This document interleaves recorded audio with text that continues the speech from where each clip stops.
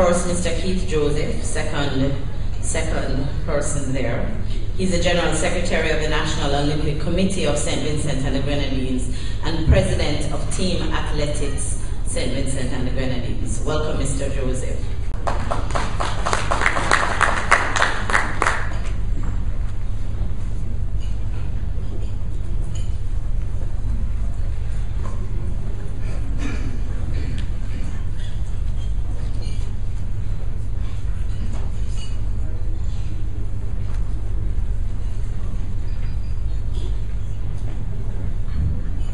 Thank you very much.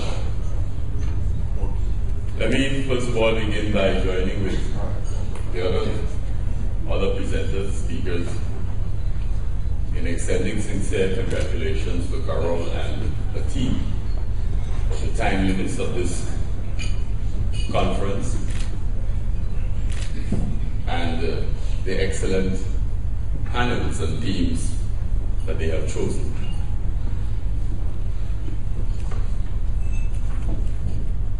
In planning any major event, there are certain critical components. The product, the host, infrastructure, an organizing committee, a market, and money. And I don't know how many of you know about the Caribbean Games. Anybody in here know about the Caribbean Games? 2 or 3? Okay. It's the games that never work. After nearly 4 years of planning, they were called off 2 weeks before they were scheduled to take place.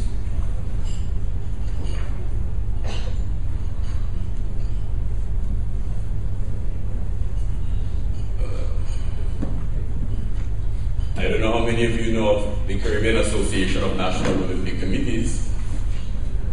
They started talking about it in 1999 and finally formalized it in 2003.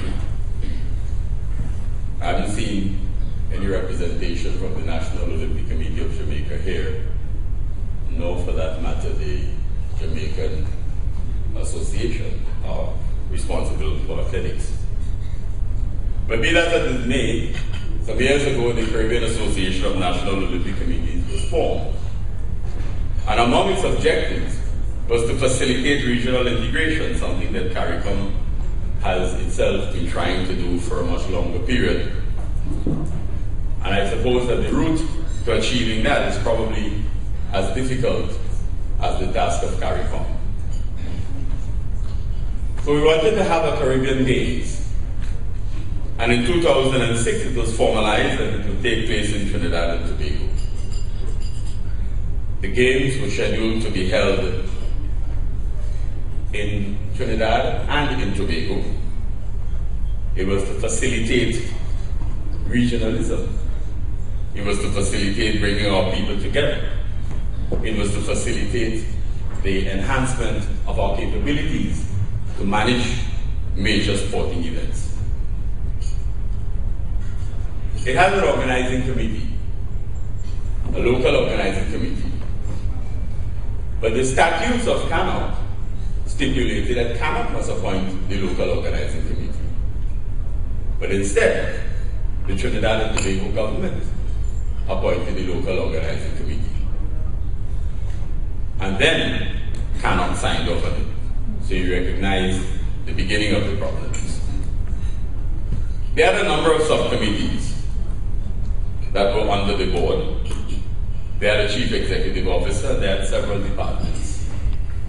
So that things should have gone good with 3 years of planning. They agreed on a number of sports: athletics, netball, swimming, boxing, and volleyball. The first 3 were supposed to be core sports because they felt that athletics was the forte of the Caribbean. Swimming was also one of our major sports and manageable for small countries They wanted a women's only sport and chose netball. And then the whole city was allowed to choose 2 additional sports. Trinidad and Tobago chose boxing and volleyball. But having said that, they discovered that the infrastructure was not in place for swimming. So they then had to go and change to tennis. And they decided that they would put tennis in Tobago. And Tobago didn't have the infrastructure for tennis. So we then had to create the infrastructure for tennis. They agreed on a ceiling for athletes and officials, and they agreed on 5 days of competition. Athletics, the stadium required extensive overhaul. Boxing required minimal upgrade. Netball required significant upgrade, part of which everybody else was moving to indoor netball, but we still had an outdoor facility to be used in Trinidad and Tobago. Volleyball required minimal upgrade. All of them needed equipment. In terms of accommodation, the selection was the University of the West Indies, St. Augustine campus. But you couldn't just walk in and say to the university, come to utilize your facility.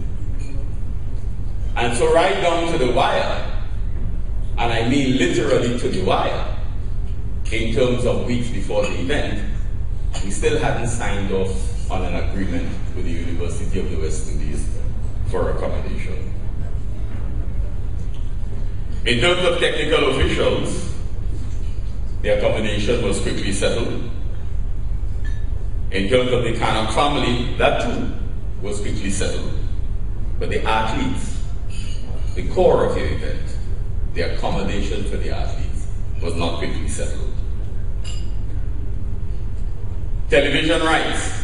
We've heard over the last day or so of the importance of television rights. We wanted corporate sponsors, but there are several issues. The marketing department was understaffed. You had frequent changes in leadership of that same department. You had problems in defining the marketing concept, and the decision-making structure, while on paper seemed fine, was more complex in terms of its implementation. The sponsorship and TV rights policies and programs proved problematic.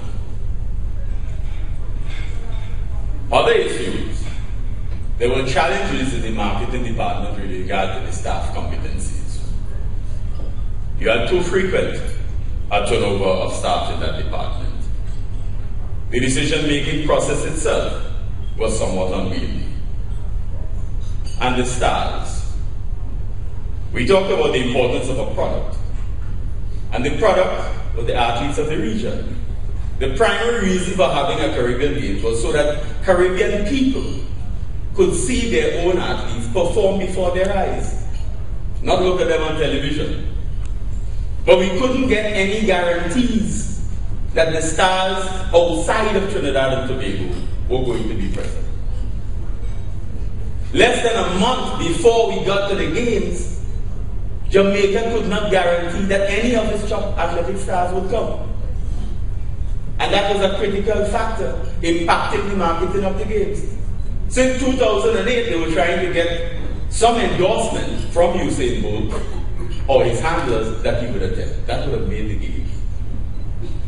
Even from Asafa Powell. In July of 2008, the organizing committee got a commitment from a high-ranking official in Jamaica that he could deliver both. He may not be able to deliver Powell, but he could deliver both. We got neither. Neither. We created ambassadors, but the role of those sports ambassadors were very unclear. We have one of the ambassadors in the room, and another will be speaking to you later. They can't tell you what their role was exactly supposed to be, because they were not clearly defined. They were supposed to aid in the marketing strategy for the games. The look of the games, that ambience that you're supposed to create, right up to a week or so before the games, You weren't sure how it was going to look. And that is critical. The NOC Relations Department, it was understaffed, yes. It had overloaded responsibilities. But Caribbean people, we here gathered, who are involved in the management of sport, do not like to respond to queries on time. And I'm sure Carol will tell you the difficulty she would have had to get responses from some of you as to whether or not you'll be here.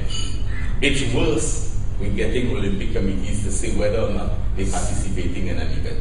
Whether it is Beijing, London Olympics, or whoever. We are very tardy in responding, so you don't know who's coming. Right down to the wire. And then the week of the games, you get a flurry of emails, we are arriving such and such a time. And they expect you to have everything in place. And then some give you responses in a half-hearted manner. So that some send you half of the information you want and they leave the rest blank. You're supposed to fill in this space. Yeah? You're spending a lot of money calling them now to get the information to fill in the spaces if you don't know them.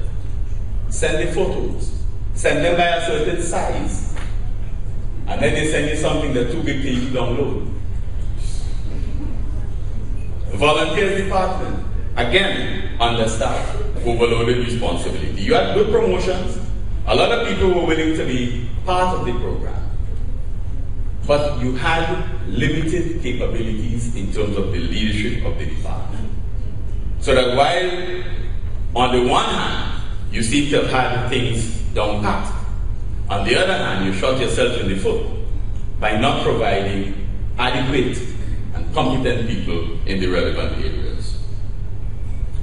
In terms of the accreditation department, again, major issues. People were there, they're willing to work, mixed signals as to how we should do it. And again, right down to the wire, we were haggling over how exactly should we produce accreditation cards.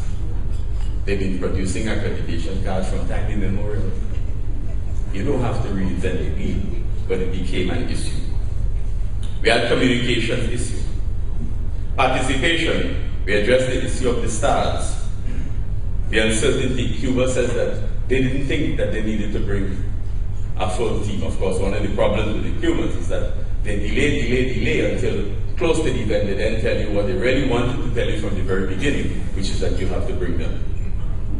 Otherwise, they're not coming. Okay? When you're looking for organizing major events, you have to have a host city contract. What are the obligations of the host? That has to be a legal document. The games will fall off 1 week before they were scheduled. We had no host city contract signed. The board and the various departments, mixed signals. You weren't quite sure who was telling you to do what. And you weren't sure whether the board was listening. The generally weak leadership. It could have been better. You needed strong leadership, but you didn't have it. And that created a problem for the organization. There was a disconnect between the various departments so that the left hand didn't know exactly what the right hand was doing. There were significant problems in terms of the software required for the games and weak technological competencies. Critical comments. Immense deficiencies in planning for the games. Weak government commitment. And when the government saw that the games were actually coming across and were going to be realized, the government then wanted to be in control of the organizing committee. There was weak CARICOM buy-in. Just as most of you didn't know that the Caribbean Games was coming off. The government, for the 4 years of planning, gave us one sentence in a communique at the heads meeting in 2008. The Prime Minister of Trinidad and Tobago, the host country, never once mentioned the Caribbean Games outside of that CARICOM meeting. Weak commitment of CANOP in terms of its ownership. And a final point. What is new? the problems we experience with the Games and the problems we continue to experience with Caribbean integration. Thank you.